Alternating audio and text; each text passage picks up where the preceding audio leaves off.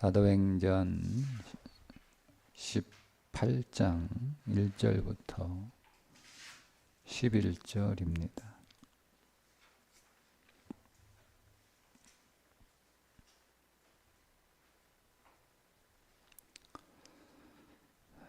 그 후에 바울이 아덴을 떠나 고린도에 이르러 아굴라라 하는 본도에서 난 유대인 한 사람을 만나니 글라우디오가 모든 유대인을 명하여 로마에서 떠나라 한 고로 그가 그 안에 브리스길라와 함께 이달리아로부터 새로 온지라.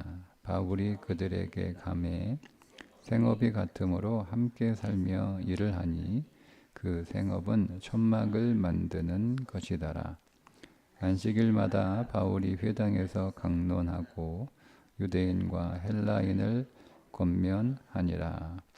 실라와 디모데가 마게도냐로부터 내려오매 바울이 하나님의 말씀에 붙잡혀 유대인들에게 예수는 그리스도라 밝히 증언하니 그들이 대적하여 비방하거늘 바울이 옷을 털면서 이르되 너희 피가 너희 머리로 돌아갈 것이요 나는 깨끗하니라. 이후에는 이방인에게로 가리라 하고 거기서 옮겨 하나님을 경외하는 디도 유스도라 하는 사람의 집에 들어가니 그 집은 회당 옆이라.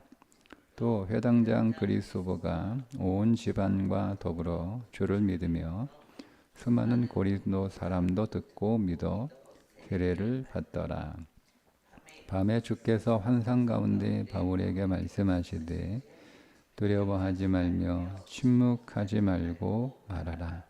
내가 너와 함께 있음에 어떤 사람도 너를 대적하여 해롭게 할 자가 없을 것이니 이는 이 성중에 내 백성이 많음이라 하시더라. 1년 6개월을 머물며 그들 가운데서 하나님의 말씀을 가르치니라. 아멘. 고린도에서의 사역에 관한 말씀인데 고린도에서의 사역은 다른 지역에서 사역할 때마다 상황이나 형편이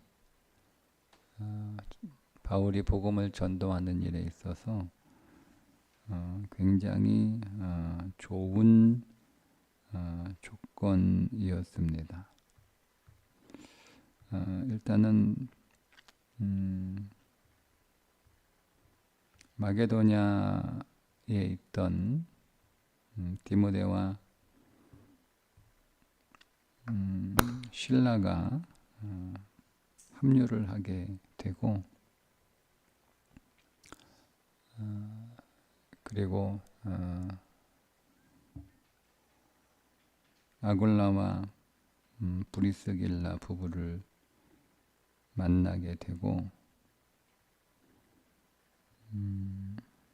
그리고 유스도라고 하는 굉장히 신앙이 좋은 사람도 만나게 되고 회당장 그리스도도 복음을 영접해서 그리스도인이 되고 말씀에 보면 수많은 사람들이 믿고 세례를 받았다 이렇게 말씀하고 있어서 여러 가지 상황이 굉장히 바울에게 복음을 전하는 일에 있어서 또 생활하는 데 있어서도 굉장히 좋은 상황이었어요. 빌립보에서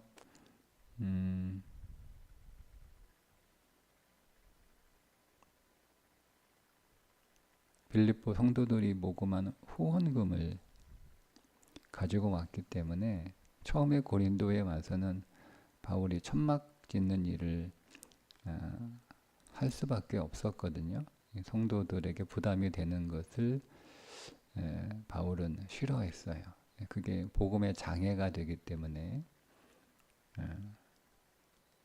성도들로부터 후원을 받아서 고린도에서 전도하는 것은 적당하지 않은 상황. 이게 고린도의 상황이에요. 예. 우리는 성경의 어떤 상황들을 그 지역과 그 사람들에 관한 특수한 상황 안에서 이해를 해야지. 바울이 복음 전하면서 성도들의 후원 받지 않고 일하면서 그렇게 복음을 전했다. 이게 마치 무슨 원칙처럼 되어버리면 우리는 성경을 너무 이렇게 표면적으로 읽고 있는 수준이 되는 거죠.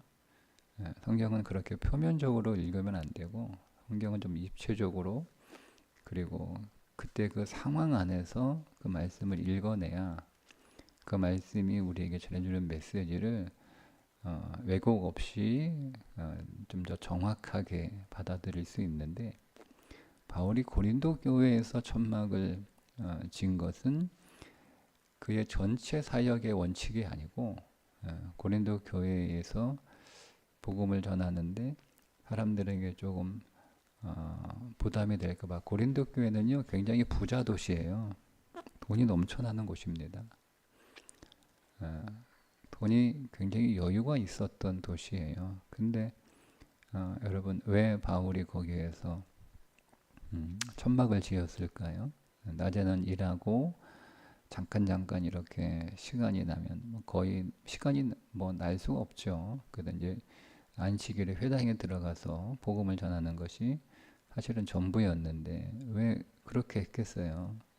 한 사람이라도 더 복음을 전하고 더 만나야 될 사람인데 그렇게 하지 않은 이유는 고린도 교회는 가난해서가 아니고요. 고린도 지역은 가난해서가 아니고요. 돈에 굉장히 예민했던 곳이에요.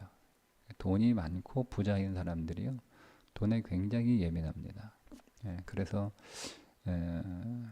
그 당시 대부분의 순회 강연자들 떠돌아다니면서 강연하면서 돈 받는 사람들이 있었거든요. 그게 그냥 자연스러운 하나의 현상이었어요. 설교자, 전도자가 아니어도 이렇게 돌아다니면서 강연해주는 그래서 돈 받고 그런 사람들에게 돈을 지불하는 건 당연한 거였는데 마치 그들과 같은 수준의 사람으로 취급되는 것도 싫고 그래서 바울이 처음에는 아굴라와 브리스길라 같이 천막업에 종사한 천막업은 단순히 이렇게 천막을 짓는 게 아니라 천막에 필요한 재료인 가죽을 다루는 사람이에요. 그러니까 천막만 만드는 건 아니에요. 가죽으로 된 다양한 것들을 가죽을 다루고 또 가죽으로 된 다양한 물건들을 만드는 일이고 또 그 당시 주로 천막은 구린돌의 막사로 사용되었던 때이기 때문에 굉장히 유망한 그런 직업, 그런 일단 사업이에요. 바울은 직업 수준이지만 브리스길라와 아굴라는 사업 수준의 천막업을 하는 사람이었습니다. 그래서 이제 거기서 같이 일할 수밖에 없는 상황이었지만 빌립보에서 후원금을 가지고 오거든요. 그래서 그때부터는 더 이상 일하지 않아요. 그 후원금으로 생활하고 이제 복음을 전합니다. 그러니까 이렇게 고린도 지역에서 바울이 복음을 전하는데 여러 면에서 상황이 굉장히 좋아요. 상황이 굉장히 좋아요.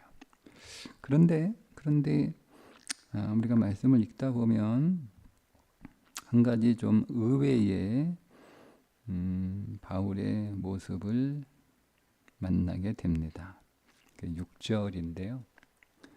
그들이 대적하여 비방하거늘 바울이 옷을 털면서 이르되 너희 피가 너희 머리로 돌아갈 것이요 나는 깨끗하니라. 이후에는 이방인에게로 가리라. 바울이 다른 곳에서 많은 좀 다른 조금 표현 설명을 위해서 제가 표현을 하면 굉장히 신경질적인 반응. 그러니까 지금 바울이 뭐 엄청나게 마음이 상했어요. 엄청나게. 그러니까 다른 지역도 뭐 유대인들이 바울에게 호의적이진 않았잖아요. 바울이 돌 던져 죽을 지경까지 가기도 하고, 사람들이 원정 와서 바울이 전하는 도시에 와가지고 회방하기도 하고 소동도 일으키고 뭐 이렇게 했는데, 그때는 그렇게 하지 않았거든요. 근데 이 고린도에 와서는요, 상황이 굉장히 좋아요. 상황이 굉장히 좋은데 이상하게 바울의 마음은요, 다른 데와는 달리 굉장히 지금 힘든 상태예요. 그러니까 바울이 처하게 된 상황은 굉장히 유리하고 굉장히 좋은 조건의 상황들에 처해 있는데, 바울 그 자신의 그 내면은 굉장히 지금 힘들어서, 아니 얼마나 여러분 힘들면 너희 피가 너희 머리로 돌아갈 것이다. 나는 책임이 없다. 나는 내 할 일 다 했다. 이제는 다시는 너희들 상대하지 않겠다. 차라리 이방인에게로 가겠다. 물론 그 전에 똑같은 말도 했지만 여기서의 그 강도는 조금 달라요. 왜 그랬을까라고 하는 거죠. 상황은 다 좋은데. 상황은 다 좋은데.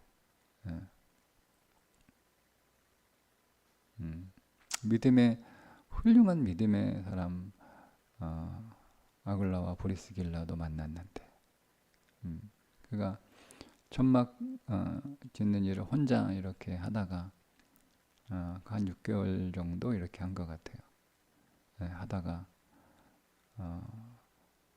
아굴라 이렇게 부부 천막 사업하는 사람 만나니까 일하기도 수월하고, 그렇게 한 6개월 정도 천막 짓는 일을 하게 됩니다.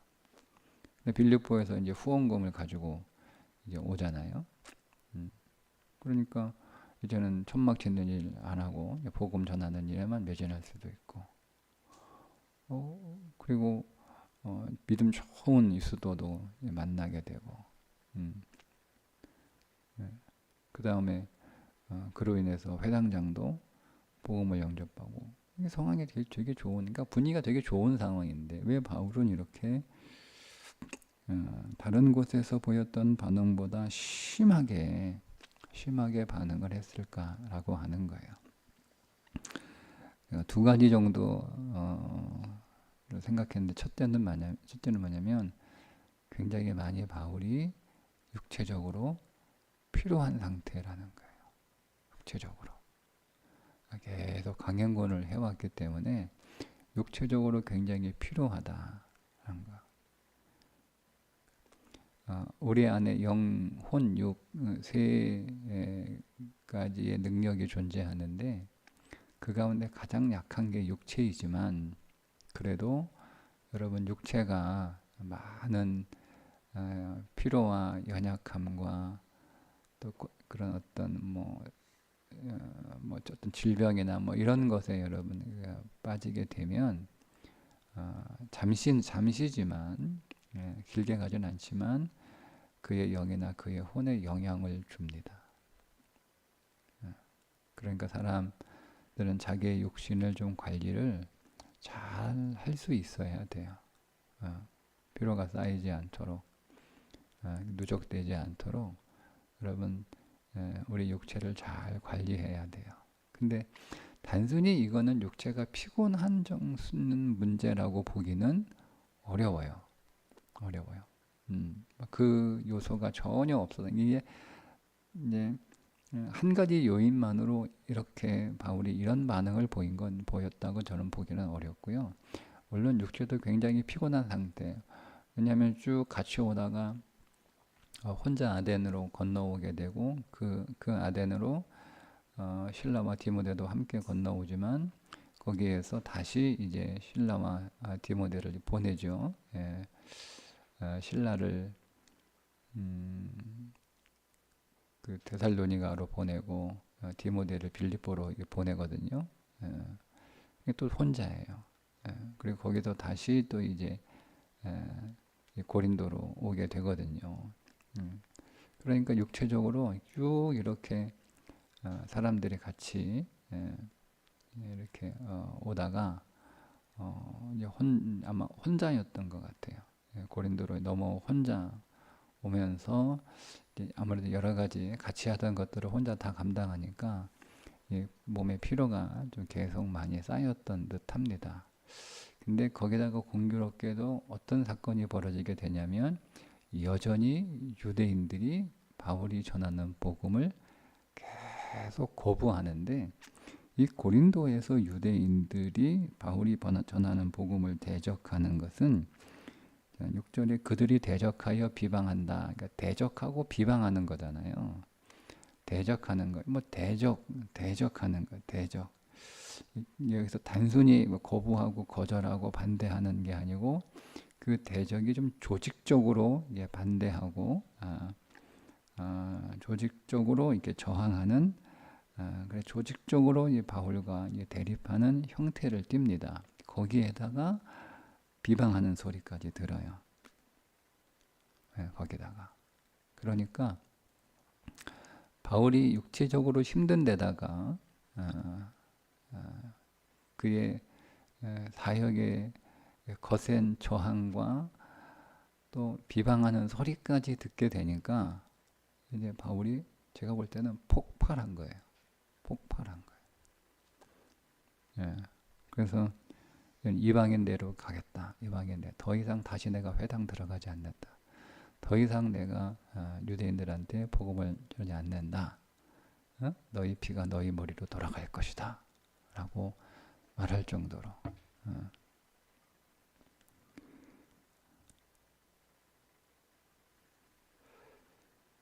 근데 여러분 이 유대인들을 제가 어떻게 이해했냐면요. 그러니까 목사의 입장에서 보니까 유대인들은 뭐죠? 오랫동안 전통에 빛나는 종교인들이죠. 안 변해요. 안 변해. 꼼짝하지 않습니다. 그래도 애정을 가지고 생명의 신앙으로 종교에서 생명의 신앙으로 그 인도하려고 애를 많이 이렇게 쓰는데 안 변합니다. 그래도 바울은 포기하지 않고 그 사람들에게 애정을 가지고 회당에 계속 들어가잖아요. 고린도에서도 회당에 들어가잖아요. 오늘 그 말씀에도 나와 있는 것처럼 늘 하던 대로 바울은 그래도 포기하지 않고 회당에 들어가서 4절에 안식일마다 바울이 회당에서 강론하고 유대인과 헬라인을 권면하니라. 그 안식일마다 계속 그렇게 한 거예요. 들어가면 거절당하고 들어가면 쫓겨나고 들어가면 저항에 부딪히고 그런데도 포기하지 않고 계속 그들에 대한 애정을 가지고 로마서에 보면 바울이 이 유대인들에 대한 애정이 굉장합니다. 그 애정을 가지고 전통에 빛나는 신앙에 계속 머물러 있으면 사망해요. 그들을 거기서 건져내서 새로운 생명의 신앙으로 유대교가 아닌 생명의 신앙인 그리스도 신앙을 갖는 대로 이렇게 하니까 그런데 이제 이게 계속 그러니까 몸도 힘들죠. 계속 거절당하죠. 거기다가 이제 비방까지 듣게 되니까 바울이 폭발한 거예요. 그래서 떠날 생각을 했어요. 이렇게 마음을 완전히 먹은 것 같아요. 그런데 9절에 보면 하나님의 위로가 있습니다. 밤에 주께서 환상 가운데 바울에게 말씀하시되 두려워하지 말고 침묵하지 말고 말하라. 이게 바울이요. 사람들의 여러분 바울이 이런 상황에 있을 때 디모데와 실라가 바울을 위로하지 않았겠습니까? 그죠? 위로했겠죠.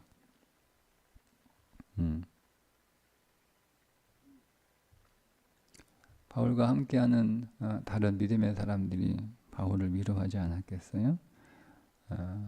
아볼로와 아골라와 브리스길라가 바울을 위로했겠죠. 네. 밥도 사주고 뭐 그렇게 하지 않았겠어요? 그 아골라와 브리스길라는 장사꾼이 아니고 사업체를 가지고 있는 사람인데 이달리에도 사업체가 있고 고린도에도 사업체가 있고 에베소에도 사업체가 있어요. 단순한 그런 어떤 작은 소규모의 그런 사업하는 정도의 수준이 아니에요. 굉장히 부유한 고린도 굉장히 부유한 도시, 에베소 굉장히 부유한 도시야. 이탈리아는 뭐 말할 것도 없고요. 거기에서 큰 사업체를 경영하는 사람이니 물질로 여러분 이런 어떤 뭐라고 해야 되나요? 예, 좀 침체, 영적 침체, 뭐 육체적, 심리적 침체에 빠진 바울을 또 얼마나 잘 이렇게 격려하고 위로했겠어요. 물질적으로도 많이 잘해줬겠죠. 그런데도 바울은 위로가 되지 않았어요. 바울이 언제 위로받았냐?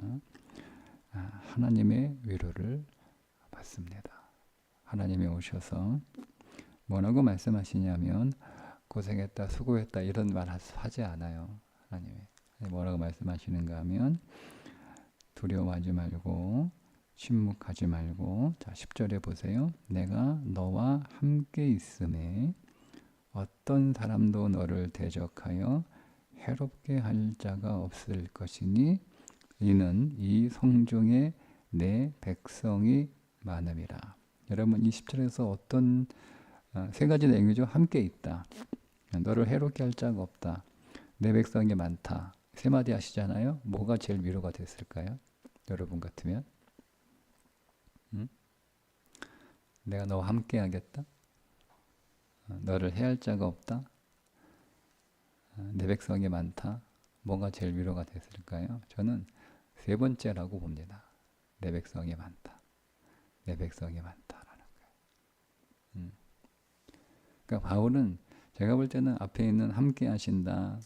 너를 해롭게 할 자가 없다. 이것도 큰 위로가 되었지만 정말 바울이 고린도 교회를 떠나지 않은 에베소가 3년인데요. 고린도는 1년 6개월 동안 있었잖아요. 학자에 따라 2년 있었다고도 봐요. 그러니까 에베소 다음으로 가장 오래 머물렀던 곳이에요. 원래 처음에는 거기 이제 두 번 다시 이제 쳐다보고 싶지 않는 땅이었거든요. 근데 바울이 떠나지 않고 거기에 다시 마음을 붙잡고 머물러서 1년 6개월을 더 사역하게 되는데 이유는 위로는 이 성중에 내 백성이 많다는 거예요. 하나님의 백성이 많다는 거예요. 그 말씀을 듣고 바울은 위로받습니다. 위로받습니다. 여기서 여러분 하나님의 백성은 견고하고 도무지 변화되지 않는 유대인들이 아니에요. 새로운 사람들이에요. 새로운 사람들. 새로운 사람들. 복음에 반응하고 그 복음을 받아들이고 그 복음을 통해서 삶이 변화되고 그런 사람들이에요. 그런 사람들에게 복음을 전해서 그리스도를 영접하게 할 뿐만 아니라 그 사람들을 잘 양육을 시킵니다. 그 사람들 때문에. 여러분 오늘 우리 안에 고질적으로 변화되지 않고 안 되는 것들이 있어요. 그것들이 오늘 우리를 힘들게 하고 우리를 지치게 하고 우리를 화나게 하고 때로는 오늘 우리를 절망하게 하기도 합니다. 그러나 여러분 우리의 고질적인 문제들에 너무 여러분 집착하지 마시고 우리 안에 새로운 일들에 관하여 기대하시고 하나님이 오늘 우리 안에서 우리의 고질적인 문제들을 고치시기도 하지만 너무 우리가 그런 것들에 여러분 우리 안에 나를 괴롭히는 여러 가지 고질적인 문제들이 있잖아요. 그죠? 오래된 문제들, 도무지 변화되지 않고 도무지 좋아지지 않고 도무지 달라지지 않는 이런 전통에 빛나는 이런 고질적인 문제들이 우리 안에 있어요. 근데 우리가 여러분 그런 거에 너무 매달려 가지고 그것들을 바꾸겠다, 고치겠다, 변화시켰다 여러분 하게 되면 바울처럼 돼요. 바울처럼. 여러분 실망하게 되고 그 실망은 여러분들에게 상처가 되고 그 상처는 여러분들에게 절망을 가져오고 근데 우리가 여러분 그런 고질적인 오늘 우리 인생에 변하지 않는 문제들 그런 너무 그거 매달리지 마시고요. 오늘 우리 인생에 새로운 것들 그 새로운 것들에 대한 기대 새로운 일들이 일어날 것들에 대한 소망 그것이 하나님의 말씀 안에서 우리가 볼 수 있어야 돼요. 내 백성이 많다 라고 말씀하시는 것처럼 우리가 하나님이 함께 하시니까 내 인생 안에는 고질적인 문제들로 인해서 내가 어떻게 되지 않아요. 우리는 그것들이 고쳐지지 않으면 내 인생이 어떻게 될 것처럼 여러분 여겨지지만 그렇지 않습니다. 그 고질적인 문제들 때문에 내 인생이 어떻게 되지 않는다라고 약속하시잖아요. 너를 대적하여 해롭게 할 자가 없다. 내 인생을 해롭게 할 일들은 일어나지 않는다. 왜? 주님이 함께 하시니까. 그러니까 너무 그런 것 가지고 지나온 과거 가지고 지나온 일들 가지고 너무 씨름하지 말라는 거예요. 중요한 건 앞으로 우리 안에 하나님이 행하실 새로운 일들이에요. 그 새로운 일들을 기대하면서 그 새로운 일들을 위하여 오늘을 살아가는 삶. 그게 오늘 우리가 읽었던 본문에서 바울이 경험했던 하나님입니다. 그러니까 바울이 마음을 다 이렇게 위로를 받고 격려가 되잖아요. 그러니까 주님의 격려가 우리 인생의 가장 큰 위로예요. 여러분 다른 것에서 오늘 우리는 잠시 바카스와 같은 그런 위로는 받을 수 있지만 그냥 잠시잖아요. 바카스 한 병 먹으면 잠시 그냥 쨍해지는 거지 그것이 내 몸의 본질적인 연약함들을 회복하고 치유해 주는 건 아니잖아요. 근데 우리는 너무 그런 것에 취해 있으면 습관적으로 자꾸 이제 바카스 카페인의 힘으로 하루하루의 삶을 살아가는 것처럼 너무 그런 어떤 단회적이고 일시적인 그런 위로를 자꾸 받고 그거를 추구하게 돼 있거든요. 그게 중독이에요. 우리가 어떤 물질을 이렇게 먹어서 중독되는 것만 뭐 카페인 중독, 뭐 커피 중독 뭐 이런 것만 여러분 중독이 아니고요. 우리의 신앙생활에 있어서 본질적으로 하나님으로부터 받는 그 위로가 내 삶에 힘이 되고 격려가 되고 나를 회복하는 것이어야 되는데 우리는 다른 것들로 자꾸 위로를 받으려고 그래요. 사람한테 위로받으려고 그러고 또 우리가 뭐 금융치료 받으려고 그러고 뭐 어떤 즐거운 뭐 오락이나 뭐 이런 것들로 자꾸 이제 위로받으려고 하는 거 그거 그냥 필요하긴 하지만 그냥 일시적인 것이고 대부분 단회적인 것들. 그러니까 우리는 계속 이제 여기서 힘들면 또 다른 데 가서 풀고 이런 일들이 계속 반복되는 거잖아요. 그러나 우리를 정말 격려하고 우리에게 힘이 되고 나에게 온전한 회복을 가져다 주는 것은 하나님이고 그 하나님의 비전이에요. 이 성에 내 백성이 많다는 거예요. 하나님이 정하신 새로운 하나님의 백성들이 많다는 거예요. 그래서 바울은 오늘 11절의 말씀처럼 1년 6개월을 몰며 그들 가운데서 하나님의 말씀을 가르치니라. 대단하죠.